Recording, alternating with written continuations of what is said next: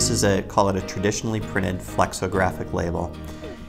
And there's a lot going on in this label, more than what you might just see on camera, so to speak. So the first thing I'll point out is you have a high quality 4-color process image that the customer was really concerned about us printing, primarily because of the size. It's a rather small graphic, fair amount of detail in the graphic, and they were a little concerned up front. So we were able, first and foremost, to alleviate those concerns once they were able to see it on press. They loved how it turned out.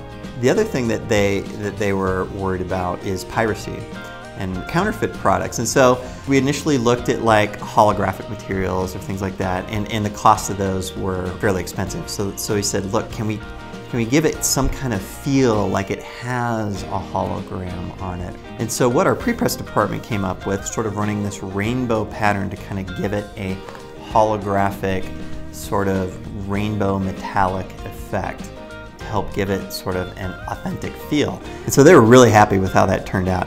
Saved them money on going with a more expensive, hologram.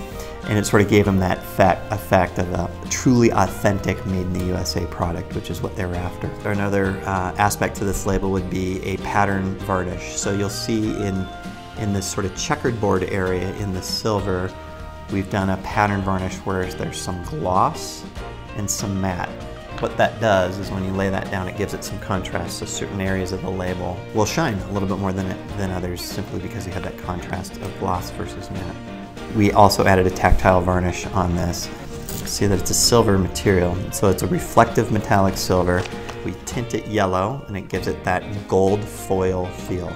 And then on top of that, you have a raised varnish. So it looks and feels like an embossed gold foil, but it's not. It's a metallic with yellow printed over it and a tactile varnish on top of it. So again, real economical way to provide perceived value to the product.